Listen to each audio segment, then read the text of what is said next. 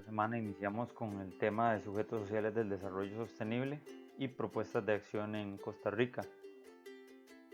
Como parte de los temas en los cuales podemos tomar lecciones sobre acciones concretas en una forma diferente de interrelacionarse con la naturaleza y de que propician acciones hacia un verdadero desarrollo sostenible, está el tema del saber indígena y medio ambiente, y vamos a analizar el aprendizaje comunitario o cómo el modo de vida de las comunidades indígenas tiene una relación muy diferente con la naturaleza, como ya lo hemos venido analizando en las clases. Aquí en esta presentación vamos a ver características generales de las comunidades indígenas latinoamericanas y especialmente en las de Costa Rica, pero hay que entender que cada grupo tiene sus especificidades, los cuales se deben analizar en profundidad, ¿verdad? Aquí vamos a ver como un panorama general.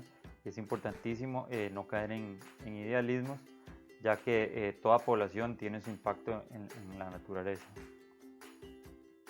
En Costa Rica contamos con 8 grupos indígenas oficialmente reconocidos. Tenemos el pueblo Nove o Guaymí en la zona sur del país, el pueblo Cabécar, el cual lo tenemos principalmente alrededor de la cordillera de Talamanca, tanto en la parte pacífica como atlántica. Tenemos al pueblo Urunca o Oruca, también en la zona sur del país, el pueblo Chorotega, principalmente en el sector de Matambú, en Guanacaste, el pueblo Bribri, también en la cordillera de Talamanca, tanto en la parte atlántica como pacífica. Tenemos al pueblo Huetar, principalmente por el sector de Puriscal y Ciudad Colón, cercano en ese alrededor, en San José, en Quitirricí y Zapatón. Tenemos al pueblo Teribe o Terra, también en la zona sur del país. Y finalmente al pueblo Maleco, Guatuso, en el sector cerca de Upala, Guatuso, en la zona norte del país, en Alajuela.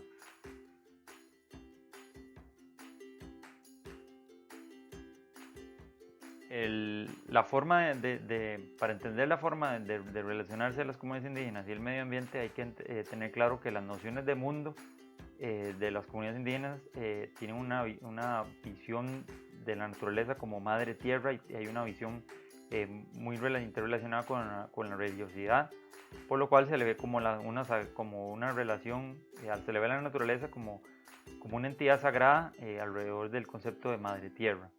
Esto da como resultado todo un estilo de convivencia y filosofía de vida y una cosmovisión indígena que está relacionado con ese concepto de la sagrada madre tierra.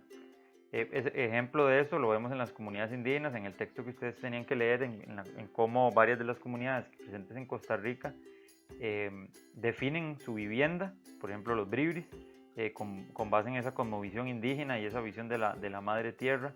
También las comidas que comen, la forma de producirlas, la medicina muy basada, ¿verdad?, en la medicina natural, la forma de vestir, el arte también. Entonces casi que esa noción de mundo, esa cosmovisión indígena ligada a la Sagrada Madre Tierra, define la forma de vivir de las comunidades indígenas, tanto en Costa Rica como en varios de las comunidades que hay en Latinoamérica.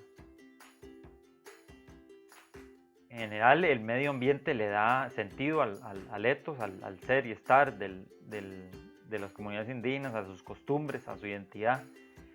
Y de la interacción y la adaptación al medio ambiente, las comunidades indígenas extraen los saberes, el saber ser, el saber estar, el saber hacer, ¿verdad?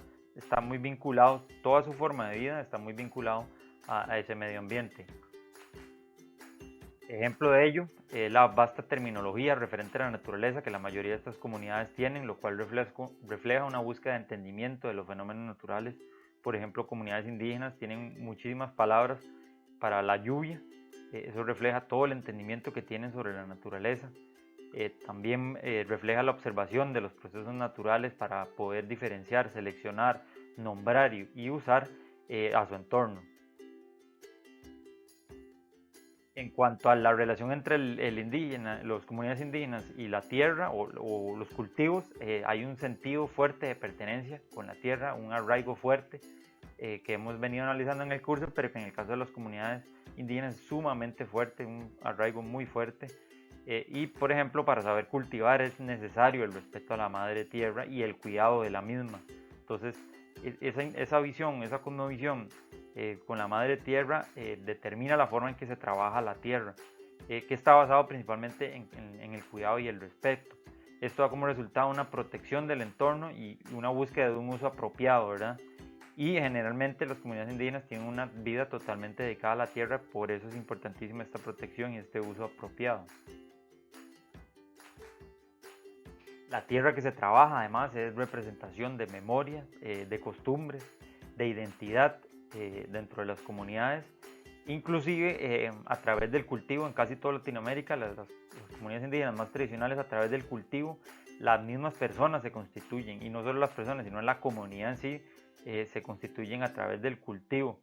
Basta ver toda la cosmovisión que hay alrededor del maíz en las comunidades indígenas de Mesoamérica. También muy vinculado, una cuestión que determina mucho la relación de las comunidades indígenas con la naturaleza es la religiosidad. Hay toda una cosmovisión de entes y lugares sagrados vinculados al entorno donde vive cada comunidad. Por ejemplo, en Costa Rica, el Yaguá, el Agua, el Suquia, son los, como ustedes podrán haber leído en el texto, son las personas encargadas de entender la interrelación entre el cosmos, la naturaleza y el hombre y la mujer de las comunidades indígenas. Hay una relación religiosa con el medio que obedece también a las necesidades de adaptación ecológica e inclusive eso determina la forma como se utilizan los recursos.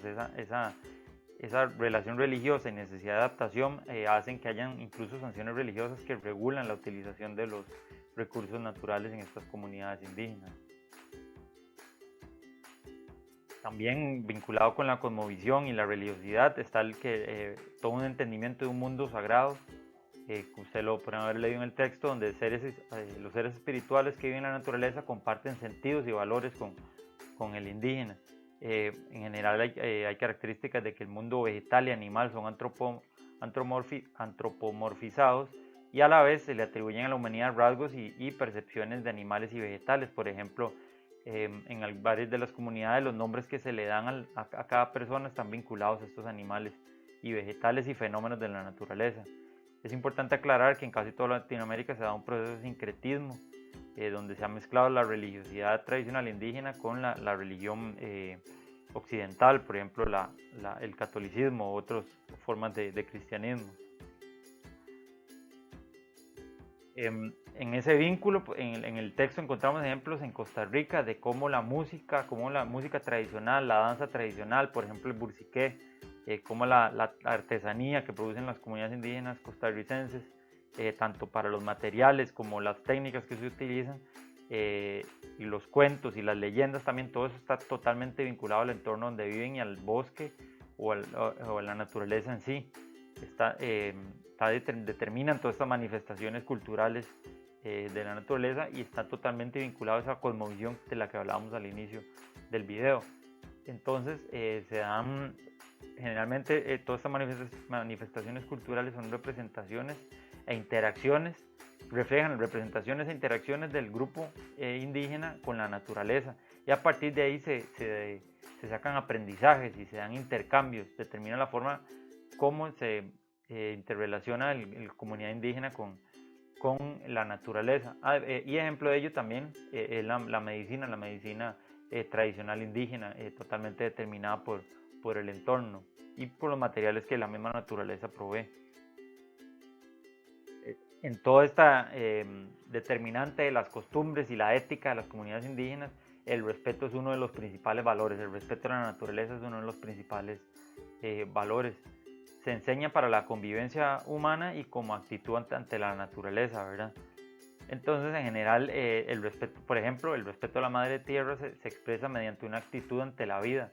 casi que toda actividad de muchas de estas comunidades, antes de realizarla, si es una actividad de uso de la naturaleza, por ejemplo, hay rituales para pedir permiso. Ejemplo de ello es cuando se van a hacer actividades de caza. ¿Qué hace toda esta dinámica?